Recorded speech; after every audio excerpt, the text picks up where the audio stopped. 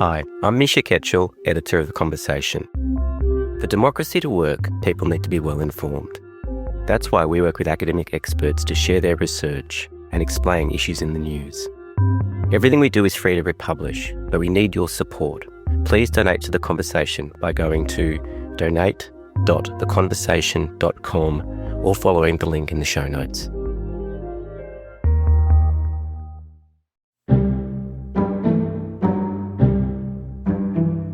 From The Conversation, this is Politics with Michelle Grattan. The March 21 election in South Australia will be of particular interest, though perhaps not so much for the outcome, because the Labor government of Peter Malinauskas is set on all the evidence for an overwhelming win. But political observers will be watching this poll particularly closely because it will be the first test in real time of whether One Nation's recent surge in the polls can translate into votes on the ground. In 2018, Nick Xenophon had a similar poll surge, and there was even talk that he could become South Australian Premier. But in the end, he won no lower house seats. Will One Nation's performance be different?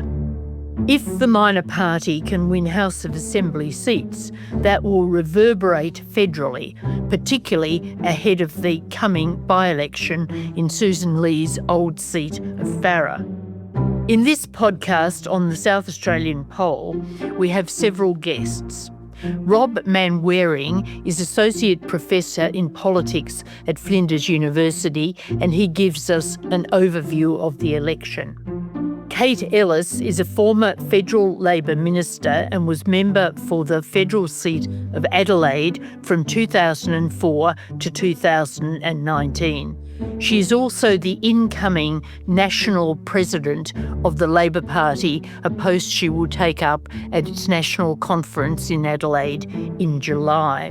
We also talk to opposition leader Ashton Hearn and to One Nation's lead upper house candidate Cory Bernardi, who is a former Liberal Party senator. We start with Rob Manwaring. Rob Manwaring, can you first give us a flavour of this campaign? Given it's so one-sided, is Labor cruising? Are the Liberals very depressed? And what's the mood and activity of One Nation? Yeah, it's a good question. And it's a fascinating election campaign because, I mean, as the polls are indicating, we're expecting a significant Labor landslide win. And we're also, the other side of that coin is we're expecting the Liberal Party to do particularly quite badly, especially in the 47-seat lower house. The Labor Party, though, I would say, are not necessarily taking the election campaign for granted, and they are still trying to pinch strategic moments. So, for example, pinching the MotoGP from Victoria was like another of the sort of political coups that Peter Malinauskas can play very well. And then what's also interesting, I think, looking at how the Liberals are campaigning in the state, very much the strategy seems to be sandbagging, actually just trying to shore up actually safe seats. So there doesn't seem to be significant real attempts by the Liberal Party to try and win over many marginal seats. Labor and Premier Malinauskas have established themselves apparently almost electorally untouchable. How has this actually happened? How much is it due to the government's performance, which has been mixed, surely, because, for example, on ambulance ramping, which they campaigned on last election, they haven't achieved an outcome there that they promised. And how much is it the Premier's own charisma, or is it a case of really surfing off the troubles of the opposition? The response, I think, is a combination of the elements. Firstly, I just wouldn't underestimate just the charisma and the political leadership of Peter Malinauskas. He's been described by others as a sort of once-in-a-generation style politician, and he really has hit the heights. And I think there are other sort of state premiers we've seen over the years. He would certainly match for that sort of sheer charisma. I mean, interestingly, And largely he's been sort of quite untouchable in that respect. But we have seen perhaps the first time the Premier weakness. And I think the debacle over, for example, Adelaide Writers' Week and the disinvitation to a particular writer and the fallout from that actually proved perhaps there was some overreach by the Premier, and he gave almost a very almost tearful press conference about this. And that was probably the first time we've seen sort of some degree of kind of weakness, but politically there's no damage. Speaking to your point about government performance, I mean, in some characteristics, the government's doing broadly well. It's got a broadly good story to tell, or it thinks it has, to the voters. And I think voters generally are sort of supporting them. But as you rightly point out, if we're looking at terms of the government performance, the major pledge at the last election cycle was to end the kind of ramping crisis, and things have gone backwards here. But the political fallout has been fairly minimal, to be honest. And I think there's probably some recognition from the electorate that this is a really difficult thing to tackle. But also the Liberal Party really haven't managed to make that stick too badly for the Premier. Let's turn to One Nation, because this is going to be a big real-time test of these poll surges we've seen recently for that party. Do you think One Nation is a serious prospect for winning some lower house seats? Or do you think we could see a repeat of the Nick Xenophon bubble, where in 2018, Xenophon looked as though he could win a whole lot of seats and then won no lower house seats? Yeah, in the 47 seats in the lower house, I mean, I think the likelihood is that One Nation at best might pick up one seat, possibly two. So they're not expected to make that breakthrough. I mean, the polling has their primary vote on somewhere bouncing around between 25 to 29%. But in terms of when preferences start to kick in some of those sort of key, particularly rural seats, I think it will be unlikely to see One Nation to really get through the electoral systems account there.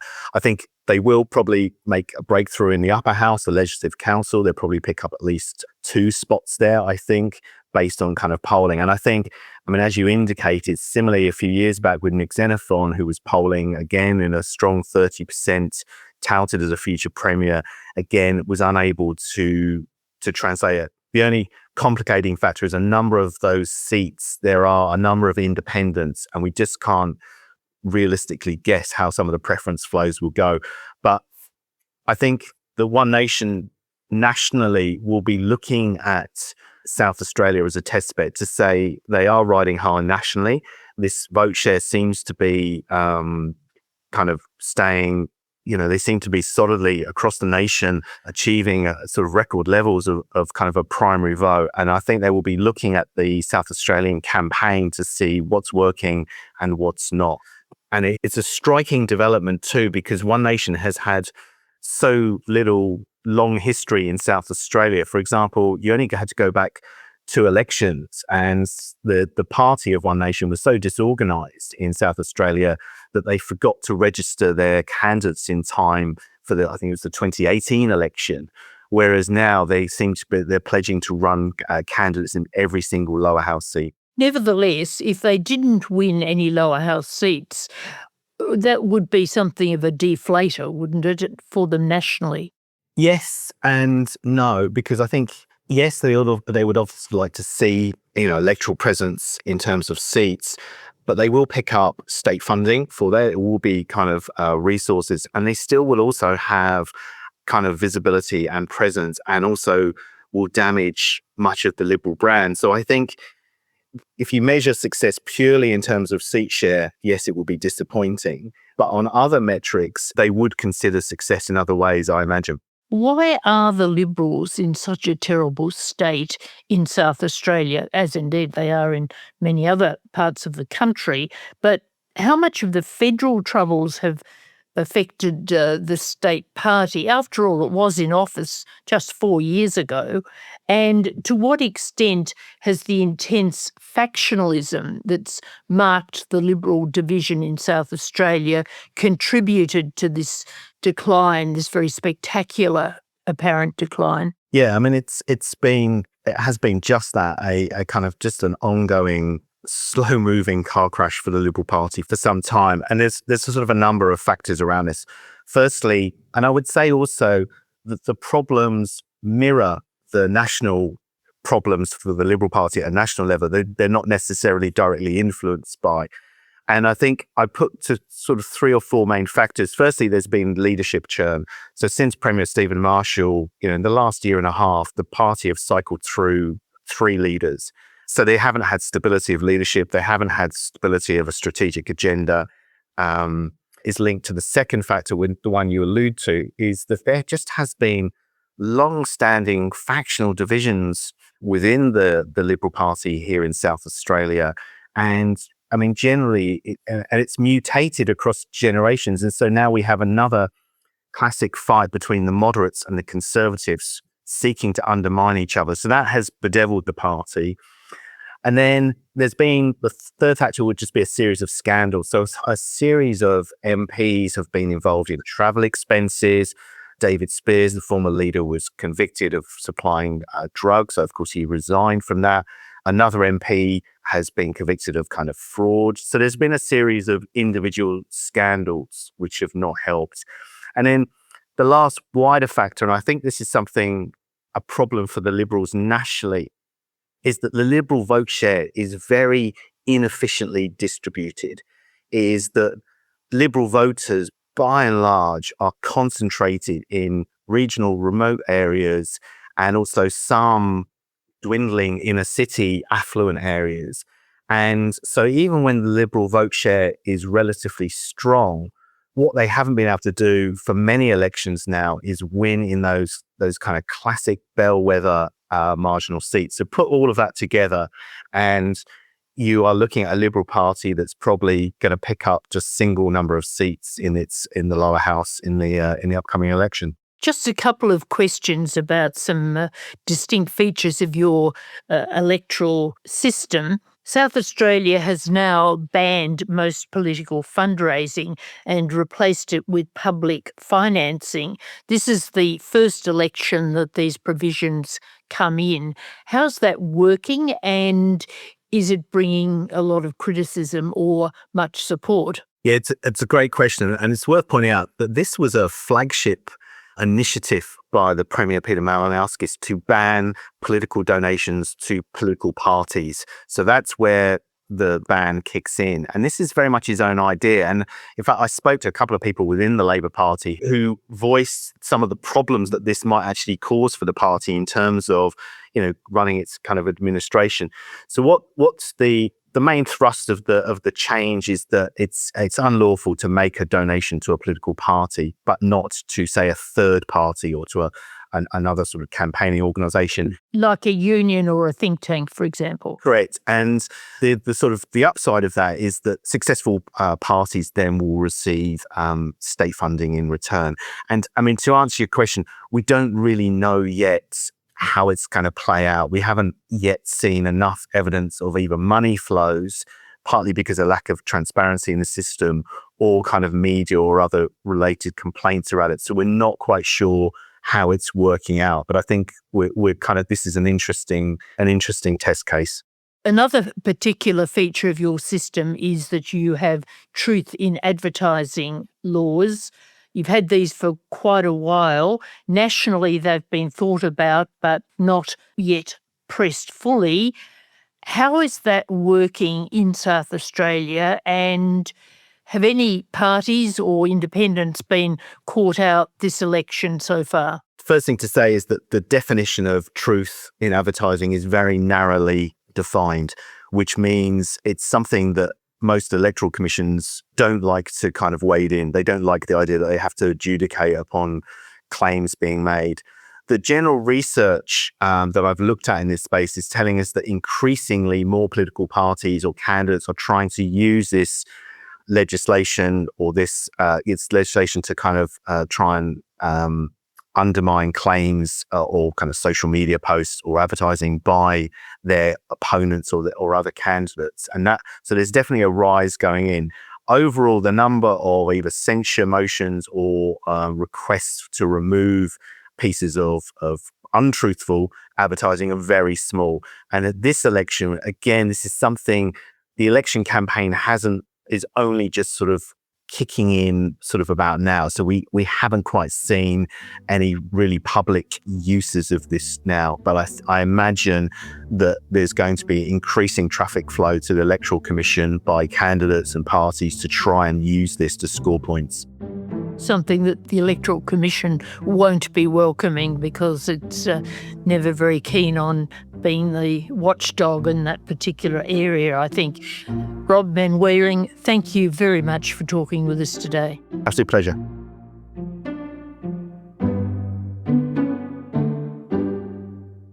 Kate Ellis, you've seen many campaigns, federal and state. What's been the mood like in this campaign? Is there anything distinctive about it? I think that certainly from a Labor point of view, there is an amazing positivity. There is an optimism in South Australia that I think we haven't seen for several decades. And there are a lot of very enthusiastic supporters in place. But I guess on the flip side of that, the other thing is that we are also seeing obviously a huge split in the right and a number of independents and a fracturing of the vote, which makes this a little more unpredictable than other elections. Labor in 4 years has managed to entrench itself to what seems an extraordinary extent. How has it done this? Is it relying on the charisma of the Premier, or is it also partly dependent on that split in the right? I think it's both of those things. There is no question that Peter Malinauskas is a remarkable politician. He is the best politician that most of us will ever see, and he is authentic and inspiring. But he also has a unified team with real depth. So that is something that is unmistakable. But also the extent of the problems on the opposition side, 4 leaders in 4 years, a real chaos, like not just leaders leaving, but we're seeing criminal charges. We're seeing, just a level of disunity that was unimaginable previously. And I think the combination of those two factors has seen that Peter Malinauskas does appear to be entrenched in SA. Labor at the last election made big promises to fix the ambulance ramping issue, which was a major thing at that election, but it's failed to do so. For example, the most recent month of data for January 2026 showed ambulances spent 3,673 hours ramped. Why hasn't this caused more of a backlash in the campaign? I think one of the things that the South Australian government's shown is that the public are open to having a mature and an honest conversation. I think being upfront about the problems in our hospitals, the linkages to the problems in our aged care system and how many of those hospital beds are being clogged up, but also showing real action in terms of thousands more doctors, thousands more nurses and ambos, and the building of more hospital beds, says that people are happy to have a real conversation about the issues and recognise that everything's not black and white. Given more resources, though, why has the ambulance issue been so difficult for the government to tackle? Well, I think it is a complex issue. It's something that we're seeing in terms of the ageing of the population, in terms of the shortfalls in the aged care sector, in terms of the intersection with mental health and the impact that that's having on our health system. And of course, the public know that this isn't all in the state government's hands. A number of these are federal issues, they cross over with state issues. And I think what the South Australian public want is people being honest about what the problem is, what's causing it, and what they're doing to fix it. And we have seen real action and real investment in these health issues. When you were in federal parliament, you were Minister for Early Childhood Education, so you have a particular interest in the education issues, the education sector. State Labor has committed to abolishing public school fees for primary and high school students from 2027 if it wins this election. Given how much volatility there is in the economy and the pressures on budgets, is this promise affordable? Well, I think this goes to show that there has been a razor-like focus on cost of living issues, whether that be housing, whether that be water, whether that be a range of other issues. The reality is that public education is something we all rely upon it, but it can be remarkably expensive. In South Australia, it costs over $700 per year to send your child to high school and over $300 per year to send your child to primary school. So we think this is something that is obviously essential for families. We want to support public education, but also, and I think it's really important to note that we have the strongest economy in the country. So by putting the hard work in, stabilising and growing the economy, it means that we can assist families with these sorts of cost of living issues. Immigration, of course, is a big issue nationally. Your Premier is a pro-immigration person. I wonder how that's playing out in the electorate. I think this is another example of honesty and actually trusting the public to engage in a real conversation. I mean, the Premier has come out. He's not kowtowing to One Nation, despite the surge we're seeing in the polls. He's actually leading an intelligent conversation about the fact that we need immigration, our economy needs immigration, but also everyday families need immigration across a whole range of employment areas where otherwise we just wouldn't find the workers. So I do think that's a difference in engaging and trusting the public to have a real conversation about it, and the Premier's been prepared to do that. Obviously, this election is this big test of One Nation. What sort of feedback are you getting about the One Nation vote, and to what extent are you finding that people are so much more disillusioned with the major parties than, for example, when you were a federal politician? I think the rise of One Nation here is really interesting in that I'm seeing it in metropolitan areas where I see people that were once locked in Liberal voters wearing One Nation T-shirts and caps when they're at the local farmers market. Like, it's quite noticeable and quite new and different. I think the thing we don't know is we've seen the polls, but we also know that it's going to be really complex here in terms of results, that we have a huge number of candidates. I think it's a record high, the number of candidates running in seats across the state. But we also have a number of independents and some quite strong independents. So we know that disillusioned voters may be looking elsewhere, but I don't know where those votes are going to land in the end. We do see certainly that I think regional seats are One Nation's best lower house hopes. But again, I imagine people across the nation will be looking to see as the test case for One Nation's rise in the polls and what that translates to on election day. Now, you're about to take over as national president of the Labor Party in July at its conference, which is being held in Adelaide. I think it's the 50th anniversary conference of the party. Indeed, it is. So it'll be a big jamboree there. What will be your priorities as national president?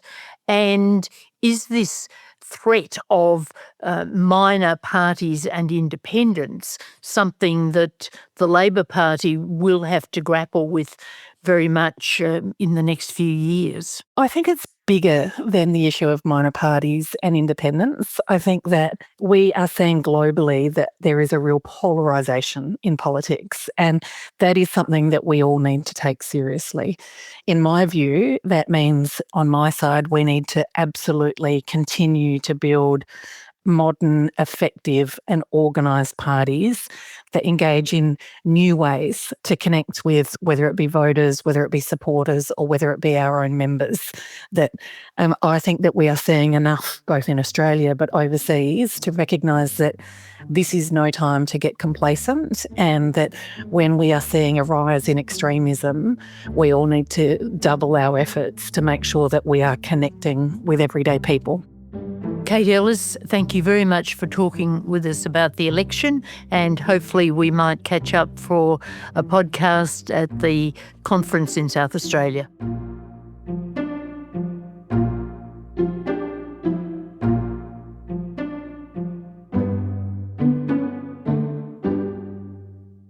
Ashton Hearn, firstly, how have you found the mood on the ground in this campaign? Well, I think that you need to be open and honest with saying that the political landscape is changing. I think that there is a sense of frustration here in South Australia that we have a government that's not focused on doing the important things right. And I think that has gone some way into seeing some of the movement that we've seen with voters flirting, if you like, with some minor parties. So there's that. But yes, certainly cost of living and affordability is front and centre for all of the voters that I'm speaking to. And that's true whether you're in the city or the country as well. And that's why we're really focused on having all of our policies being really directed at addressing the affordability challenges that we've got in our state.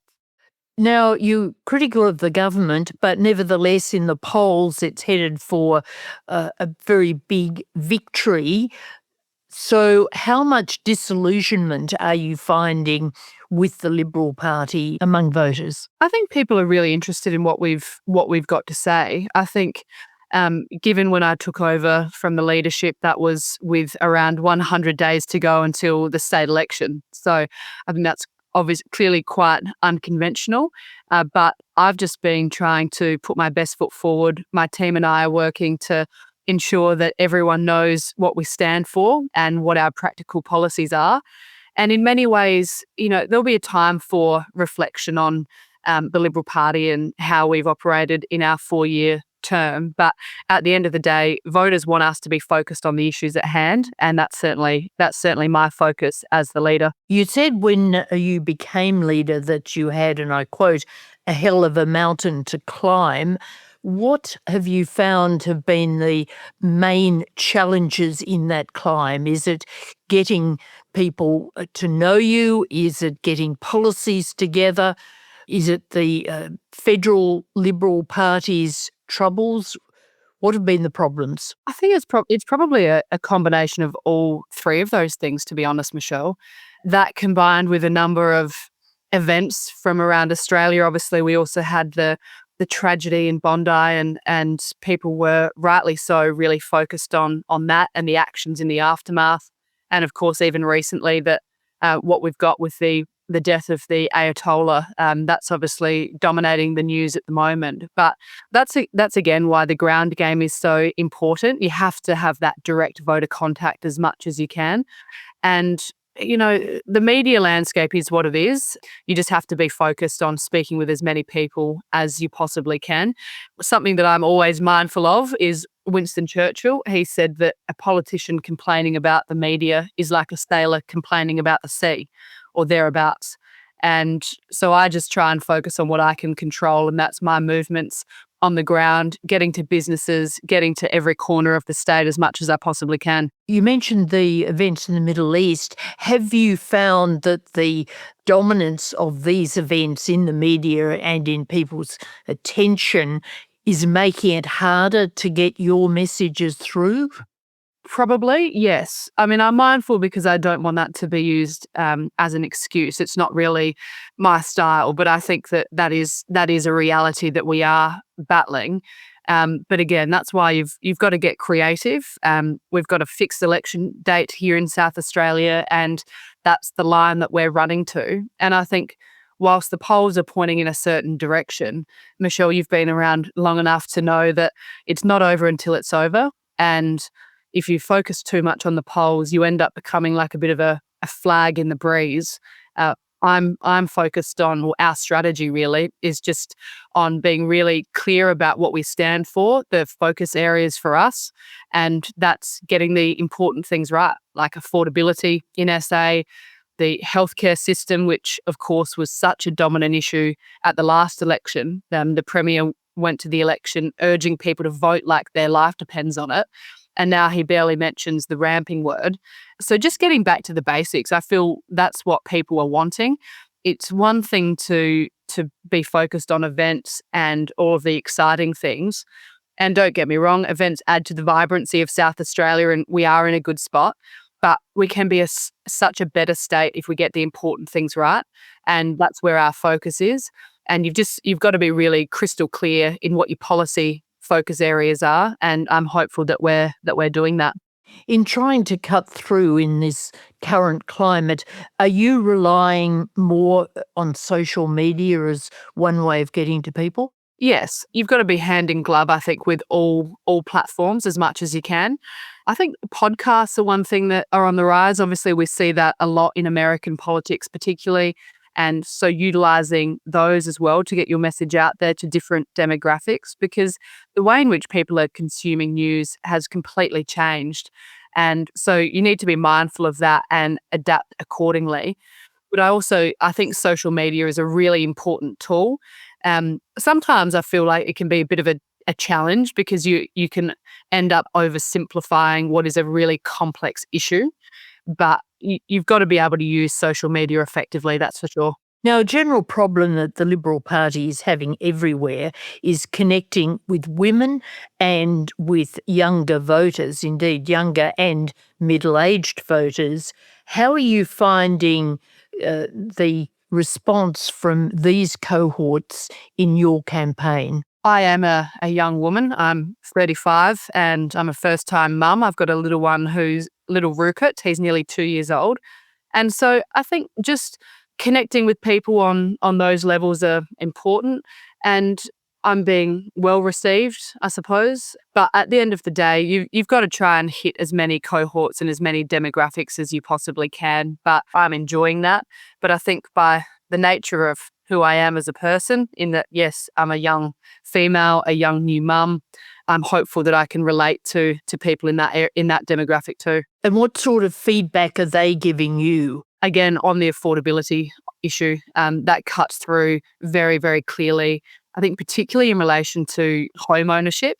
And that's why we've come out really strongly with a number of policies to address home ownership and to really help people to get their foot into the housing market in South Australia. Your listeners might not be familiar, but South Australia, who has historically prided itself on being a really affordable place to live and to buy a wonderful home, we're actually the 6th least affordable place to buy in the world. And that's pretty extraordinary for South Australia and for Adelaide. So we've got policies to address that through significant stamp duty reform. So we're cutting and completely scrapping a stamp duty for first home buyers on homes, whether they're new builds or existing, up to $1 million. And so that's been really well received, making sure that we can do what we can to help people get into the housing market is important for families. And so that's certainly something that I'm getting a lot of feedback on, and people are really interested in that policy space. Obviously, the immigration issue is one that's highly contested nationally. But nevertheless, South Australia, I think, wants more workers, and the Premier has certainly been quite strong on saying where would people come from to staff nursing homes and the like if we didn't have adequate immigration. Where do you stand on this, and what are people telling you as you go around the electorate? Immigration has certainly become a bit of a vexed issue right across the nation. But in my view is that we certainly need skilled migration here to South Australia and to Australia more broadly, frankly, particularly in regional communities, because we've got a declining birth rate. So we need to look at that strategically. But I don't think it's a radical thought to say that we need to make sure that we're looking at keeping a very close eye on the immigration levels and making sure that they are matched in some way, shape or form to our ability to build the homes and to build the infrastructure that's required to create communities that are sustainable into the future. But certainly if you look at all of the incredible opportunity and the incredible infrastructure pipeline that we've got here in South Australia, be that work on a $14 billion project of the North-South corridor, the new Women's and Children's Hospital, and let alone AUKUS, we do need to make sure that we've got the workers to deliver those projects. So we certainly need that skilled migration. And just finally, the Liberals are wedged with One Nation on one side and Labor on the other. How are you managing to juggle appealing to the two sides? Well, in terms of One Nation, what I would say is that we're the only party that's focused on actually getting rid of the ALP here in South Australia. We're really clear that they're a bad government, and we're also really clear that we've got some common sense policies that will address the issues that South Australia are currently fighting. And that's what we're focused on. We're dealing with One Nation in the same way that we would deal with all minor parties. And I say that not because I'm ignorant to what I see in the polls, but it's one thing to be sending a message to the major parties. It's another thing to vote for minor parties come election day. So we're really clear about what we stand for. We're the only party that is interested in defeating the ALP. And I just encourage anyone who's flirting with the idea of voting One Nation to give the Liberals another look. Absolutely. Ashton Hearn, thank you very much for talking with us today.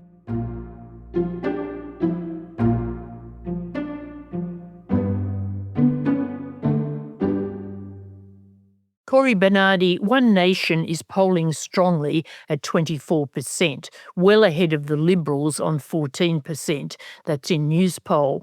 The Premier has even speculated you might be the official opposition after the election.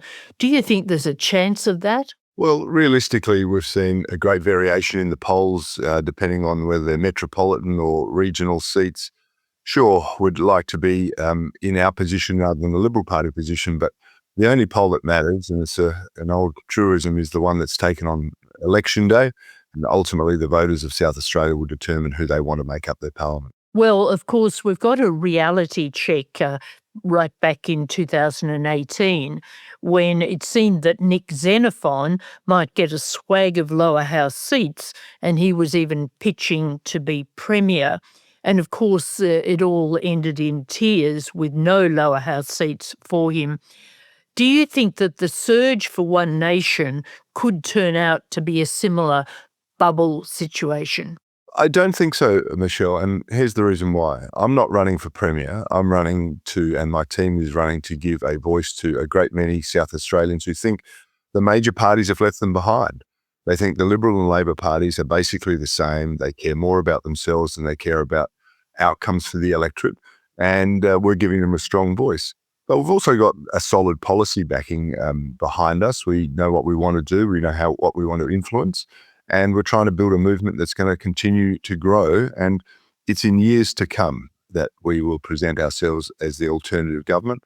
Right now, we just want to be the voice of common sense. In terms of policy, what areas do you want to influence? Well, there's a few areas. Firstly, we're against all race-based legislation, so we want to repeal the Aboriginal voice to the South Australian Parliament. We want to make sure that net zero is abandoned because it's a folly and it's destroying our competitiveness and our industrial base. We want to lower the cost of living for people, and there are so many mechanisms in which we can do that, including removing state government stamp duty from general insurance contracts. We want to help the tradies employ apprentices by providing them with incentives like payroll tax relief and work cover relief. We want to make sure that people can access the services in regional areas that they need to. And a lot of these things come back to the fact that migration in this country is too high, and we need to put a cap on that, an arrival cap of 130,000, and then we need to make sure that we can build the infrastructure we need for the people that are here currently and also those that want to come. Now, you mentioned race. Pauline Hanson the other day made some derogatory comments about Muslims. How did they go down in South Australia, and what was your own view about those comments? Well, okay, Michelle, I didn't mention race. I mentioned immigration, and I'll make the point that Muslim is not a race. But that aside, Pauline Hanson raised a question about what is a good Muslim. And I could ask you the same question. Is a good Muslim someone who obeys Australian law and works within our customs and our way of life and functions in accordance with our social mores? Many would argue that is the type of person we want in this country. But under Islam, that person would not be deemed a good Muslim. In fact, they'd probably be deemed an apostate because the requirements of Islam are that you follow Sharia law, you follow the example of Muhammad, the Sunnah, the Hadith. You put Muslims above other people, and the great mission is to create the global caliphate, which is the great one Muslim people. So it's a matter of definition, but let me make this point. Pauline asked the question, and there are a great many number of people who are saying, really, is more Islam in this country delivering more freedom and better results for us? And I would say if you go anywhere in the Western world and have a look at the impact of, untrammeled Islamic migration, you're not seeing a celebration of freedom or the enhancement of Western Enlightenment values. And I think Australia has an obligation to try and avoid that future. So, in general, you'd go along with her comments. I'm 100% supportive about her comments in respect to the cultural integration and immigration mix in this country. Have you had much feedback about them? I've had a lot of feedback from the media who have raised similar questions to what you've raised, but overwhelmingly there is a great concern in the community about the impact of Islamic migration. People feel uncomfortable with it. They wonder whether a group of people who choose to want to live apart from us or who choose not to integrate or want to uphold our laws and values are the sorts of people we want in this country. And it comes back to this question: do we want law-abiding citizens or people here who want to work, who want to contribute and be part of our communities and make a positive impact to it? Or do we want people who are going to live in segregated communities, wear burqas and, celebrate or lament the death of the Ayatollah Khomeini, support Hamas, and try and, change Australia in ways which the majority of Australians simply do not want? I think the answer is pretty self-evident. In this election, you are standing for the upper house. At the moment, Labor doesn't have a majority there. What is your prediction for the Legislative Council outcome and for One Nation in particular? Michelle, for us, success is gaining representation in the South Australian Parliament. I'd like to think we might be able to get a couple in the upper house, but predictions are fraught with error. I think Labor are very confident of getting 5 people up, which would be an enhancement on where they are currently. The Liberals are finding it challenging. So it's really, I suspect that with the Greens and with the support of Sarah Game, who was elected under a One Nation banner but now is effectively a Labor Party person, Labor will be able to get their legislation through. But, our mission, of course, is to examine the legislation, to speak up about what's wrong with it and hopefully appeal to their better selves and say, you need to revisit some aspects of this based on what is practical knowledge of what's going on the ground. And that's the big difference, I reckon, but with One Nation. We actually have a lot of people who are living a real world experience every single day and see problems that the politicians or the political class or those who have actually just been shepherded through the political schools don't actually see. Just finally, you were a former Liberal when you were a senator, although you defected to the crossbench. So you've seen a big party machine operate. How does the One Nation machine compare to that of a major party? Do you think it's professional enough for mainstream politics? Michelle, from a very modest resource base here in South Australia, I think we've got an extraordinarily professional team. I'm pleasantly surprised by not only the paid staff, but our volunteers as well. So we want to build on this, of course, and I do think that One Nation has the opportunity to do something that no other party has really done in this country, and that is to provide a credible and principled and values-based alternative to the uni-party duopoly that's, I think, let our country down so badly in recent decades. So I'm lending my strength to that wheel. I'll put whatever experience I have towards it and hopefully be able to train up the next crop of One Nation politicians so that they can carry this torch forward. Corey Bernardi, thanks very much for talking with us today. And that's all for this podcast. Thank you to my producer, Ben Roper. We'll be back with another podcast soon, but goodbye for now. Production by Ben Roper. Theme music by Lee Rosevere. The Conversation is a not-for-profit media organisation. Sign up to our daily newsletter for evidence-based news and analysis, including articles from Michelle Grattan, or listen to more of our shows wherever you get your podcasts. What are you going to have? Can I have 2 pieces of mullet? Please, Pauline. From a fish and chip shop in regional Queensland We are in danger of being swamped by Asians. to the heart of Australian politics, this is the unlikely story of the country's most controversial minor party. Are you xenophobic? Please explain. For 30 years, One Nation and Pauline Hanson have been ridiculed, dismissed and shut out. Now, no one's laughing. One Nation continuing to surge in the polls. Dramatic surge in support for One Nation. I'm back. This is The Making of One Nation from The Conversation, and you can search for it wherever you listen to podcasts.